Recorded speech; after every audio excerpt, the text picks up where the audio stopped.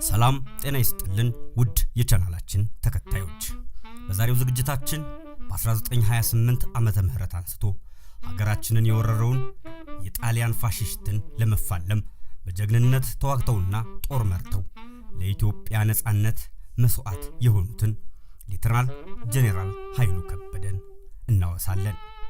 እኚህ ጀግና ድል የተቀዳጁባቸውን ጦር ሜዳዎች የልጃቸውንና የባለቤታቸውን የጀግንነት ተጋድሎችን የጣሊያን ጦር መሪዎች ሌተናል ጄኔራል ኃይሉ ከበደን ለመማረክ ጦር ማዝመታቸውን በጀግናው ላይ የተፈጸሙ አሰቃቂ ተግባራትንና በአፄ ኃይለ ሥላሴ የተሰጣቸውን የጀግንነት ማዕረግን የሚያስቀኙ አጭር ታሪክን ይዘንላችሁ ቀርበናል።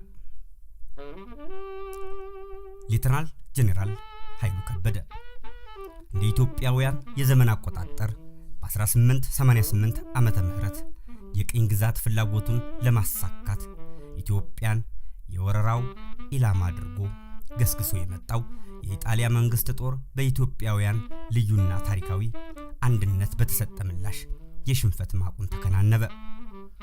ጣሊያኖች አድዋ ላይ ድል ከሆኑ በኋላ ለአጭር ጊዜ በሰሜን ምስራቅ አፍሪካ የሚከተሉትን የመስፋፋት ፖሊሲ እንደ መግታት ሞክረው ነበር።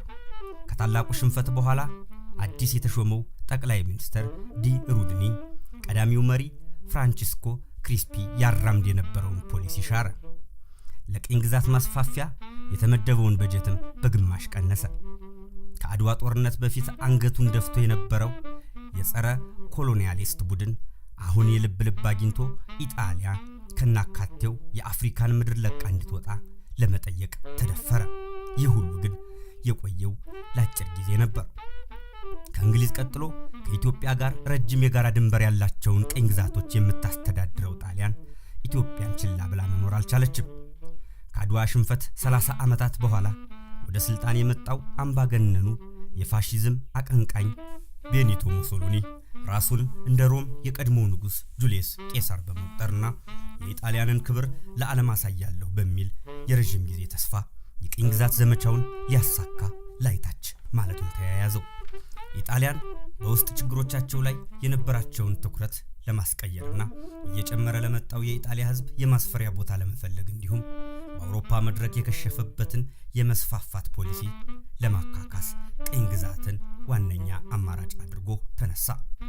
ከሁሉም በላይ ግን ኢጣሊያ አድዋ ላይ የተከናነበችውን ሽንፈት ለመበቀል ሙሶሎኒ ፊቱን ወደ ኢትዮጵያ ዞረ። ኢጣሊያ ለጦርነት ቅድመ ዝግጅትን ካደረገች በኋላ በየጊዜው ከኢትዮጵያ መንግስት ጋር በፖለቲካ በኢኮኖሚና በባህል መስክ የተፈራረመቻቸውን የሰላምና የትብብር ውሎችና በመንግስታቱ ማህበር አባልነቷ የገባቸውንም ዓለም አቀፍ ግዴታዎች ሁሉ ከእንግዲህ አላውቃቸው ማለች።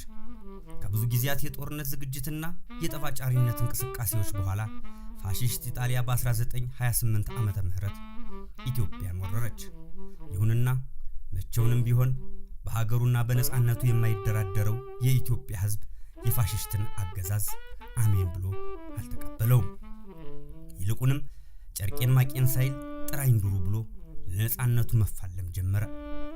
የኢጣሊያ ወራሪ ኃይልም አንድትም ቀን እንኳን እፎይ ብሎ ሳይቀመጥ ከ5 ዓመታት እልህ አስጨራሽ ትግልና መስዋዕትነት ጉዞ ውስጥ ደማቅ የጀግንነት ታሪክ ከጻፉና ለኢትዮጵያ ሉዓላዊነት ከተጋደሉ እልፍ የኢትዮጵያ ጀግኖች መካከል አንዱ ያልተዘመረላቸው ሌተናል ጄኔራል ኃይሉ ከበደ ናቸው። ደጃዝማች ኃይሉ ከበደ በኋላ ሌተናል ጄኔራል ከአባታቸው ዋግሹም ከበደ ተፈራና ከእናታቸው ወይዘሮ ሂሩት ንጉሴ በዋጋ አውራጃ ውስጥ ገረብ ቆላ በተባለ ስፍራ ተወለዱ። እንደ ዘመኑ የመኳንንት ልጆች በወላጆቻቸው ዘንድ አስተማሪ ተቀጥሮላቸው ትንሽ ከተማሩ በኋላ ወደ መንፈሳዊ ትምህርት ቤት ገብተው አማርኛ ንባብና የሃይማኖት ትምህርትን ተምረዋል። ከዚያም ወደ ሰቆጣ በመሄድ ፈረስ ግልቢያን፣ ተኩስን፣ ኢላማን፣ ሰንጠረዥ ጨዋታንና በገና መደርደርን ተምረዋል። በተለይም በቅኔ ትምህርታቸው ላቅ ያሉ እንደነበሩ ታሪካቸው ያስረዳል። የንጉሠ ነገሥቱ አማካሪ መሆን የቻሉት ደጃዝማች ኃይሉ ከበደ በእድሜና በእውቀት ሲጎለምሱም በአባታቸው በዋግሹም ከበደ ተፈራ አማካኝነት ያስተዳደር ስርዓትን በማጥናትና በአደባባይ በመገኘትም በሀገሪቱ በነበረው የሸንጎ ስርዓት ተካፋይ ሆኑ። በጸበኞች መካከል ሰላምን የሚፈጥሩ ትሁትና በእውቀት የበለጸጉ መሆናቸው በቀዳማዊ አፄ ኃይለ ሥላሴ ዘንድ ስለተሰማ ወደ አዲስ አበባ ሄደው መንግስትን በምክር እንዲረዱ ንጉሱ አስጠሯቸው። በዚህም የንጉሠ ነገሥቱ አማካሪ ለመሆን በቁ። ለተወሰኑ ዓመታት በአዲስ አበባ ከቆዩ በኋላም አባታቸው ዋክሹም ከበደ በእድሜ ጫና ስለተዳከሙ እርሳቸውን እየረዱ ዋግን እንደ ራሴነት እንዲያስተዳድሩ በመወሰኑ ወደ ዋግ በመመለስ ሀገሩን ማስተዳደር ጀመሩ። የፋሽስት ወረራና የደጃዝማች ኃይሉ ከበደ የጀግንነት ተጋድሎ። የደጃዝማች ኃይሉ ከበደ በኋላም ሌተናል ጄኔራል ወደ ዋግ ተመልሰው ሀገር ማስተዳደር ከጀመሩ ጥቂት ጊዜያት በኋላ የፋሽስት ኢጣሊያ የወረራ ዳመና በኢትዮጵያ ሰማይ ላይ አንዣበበና ሰላም ደፈረሰ። ደጃዝማች ኃይሉም የመጀመሪያ ስራቸው በዋግ ግዛት ውስጥ ለውትድርና ብቁ የሆኑትን ሰዎች መመልመል፣ የውትድርና ትምህርትን ማለማመድ፣ የጦር መሳሪያዎችን መሰብሰብና የተበላሹትን ማስጠገን ሆነ።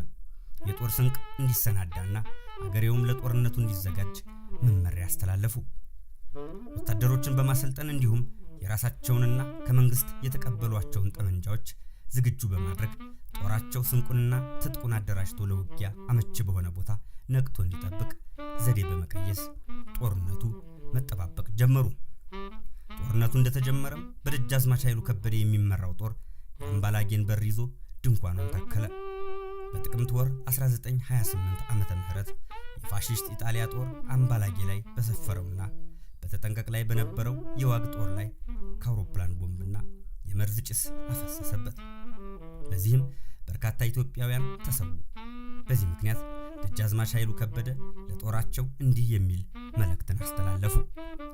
ድንኳናችሁን ከሰፈር አትንቀሉ፣ ምክንያቱም ጠላት ድንኳኑ ሰውና ጓዝ አለበት እያለ ቦምቡን ስለሚጥለው እናንተ በየጥጋግ ጥጉ እየሆናችሁ አምባውንና መግቢያ በሩን ጠብቁ። ይህ ብልሃትም ከጠላት አውሮፕላን ለሚጣለው ቦምብም ሆነ ጋዝ በቂ መከላከያ ብቻ ሳይሆን አሳሳሽ መረጃ በማስተላለፍ አድፍጦ የማጥቂያ ስልት ሆኖ አገልግሏል። በህዳር ወር 1928 ዓመተ ምህረት የደጃዝማች ኃይሉ ጦር በምስራቅ አቅጣጫ የሚመጣውን የጠላት ጦር ለመከላከል እንዳመሆኒ በተባለው አካባቢ እንዲሰፍርና አካባቢውን በተጠንቀቅ እንዲጠብቅ ተመድቦ ነበር። የደጃዝማች ኃይሉ ጦር ከአላጌ አካባቢ ተነስቶ ዋነኛው ጦርነት ወደሚካሄድበት ወደ እንደርታ እንዲንቀሳቀስ ሲደረግ የአምባላጌን ስትራቴጂካዊ ተራራ በር እንዲረከብና እንዲጠብቅ የተደረገው በራስ ካሳ ኃይሉ ይመራ የነበረው ጦር ነበር። ነገር ግን የጣሊያን ጦር አብይ አዲን በቁጥጥሩ ስር በመዋሉ ደጃዝማች ኃይሉ ጦራቸውን ይዘው ተንቤን ደረሱ። ከዚያም አድሮ ጸላሌ በተባለው ቦታ ከጠዋት እስከ ምሽት ከጠላት ጦር ጋር እጅግ ከባድ ውጊያ ተደረገ። የጠላት ወታደሮች ሞትን ፊት ለፊት ለመቀበል ብለው ወደ ኋላቸው እየሸሹ ጡንቁ ወደሚባለው ወንዝ ራሳቸውን እየወረወሩ አለቁ። ብዙ የጠላት ወታደሮችና መሳሪያዎች የተማረኩ በመሆኑ ደጃዝማች ኃይሉና ወታደሮቻቸው በድል ፎከሩ። ከዚህ በኋላም ደጃዝማች ኃይሉ በመቀሌ በኩል የመጣውን ጦር እንዲከላከሉ ተወሰነ። በዚያም ጦራቸው አድፍጦ እንዲዋጋ በማድረግ በጠላት ጦር ላይ ከባድ ኪሳራ በመድረሱ የፋሽስት ጦርም ወደ ኋላ ለማፈግፈግ ተገደደ። ደጃዝማች ኃይሉ በማይጨው ጦርነት ከጠላት ጋር የጨበጣ ውጊያ ሲያደርጉ አንገታቸው ላይ በጥይት ተመትተው የመቁሰል አደጋ ባጋጠማቸው ወቅት እንኳን ሀገራችንን ምንም ቢሆን ጠላት አይገዛትም፣ ምድራችን በጠላት እግር አትረገጥም፣ በየበረሃችን እንመሽጋለን፣ እስከ መጨረሻው የደም ጠብታና እስከ መጨረሻው ነፃነት ጊዜ እንዋጋለን በማለት የትግል ቃል ኪዳናቸውን አስተጋብተው ነበር። ለዚህ ጽናታቸውም በማይጨው ጦርነት ቢቆስል አንገቱ እስከ ደም ጠብታ ቃልና ትንቢቱ ተብሎ ተገጥሞላቸዋል። ሐምሌ 1 ቀን 1928 ዓመተ ምህረት ሲልዳ በተባለው አካባቢ በተካሄደው ውጊያ የደጃዝማች ኃይሉ ከበደ ጦር የፋሽስትን ጦር ዳግም ድል አደረገው። በጠላት ጦር እጅ ተይዘው የነበሩት ዘመናዊ የጦር መሳሪያዎችም በደጃዝማች ኃይሉ ጦር እጅ ወደቁ።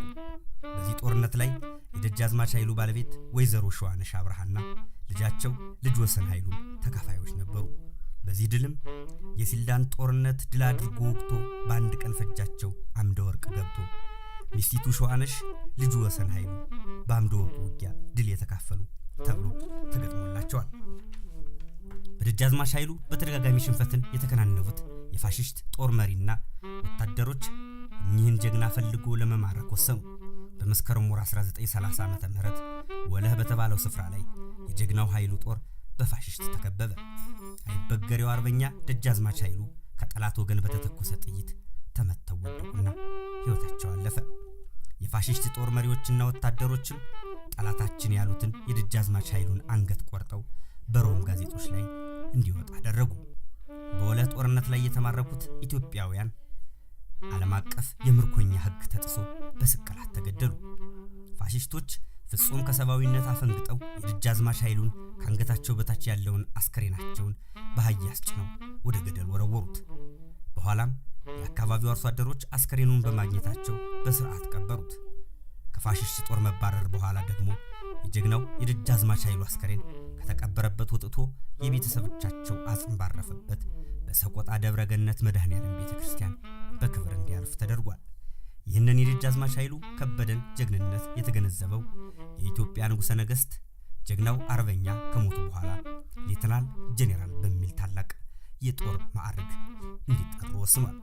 የኢትዮጵያን ነጻነት፣ ሉዓላዊነት፣ የግዛት አንድነትና ዳር ድንበርን ላለማስደፈር ሲሉ መስዋዕቱ ነው የታፈረችና የተከበረች ሀገርን ላቆዩልን ለሌተናል ጄኔራል ኃይሉ ከበደና ለሌሎች እልፍ የኢትዮጵያ ጀግኖች አርበኞች ሁሉ ምስጋናችን ይድረስ እያልን የዛሬውን ዝግጅት በዚሁ አበቃን።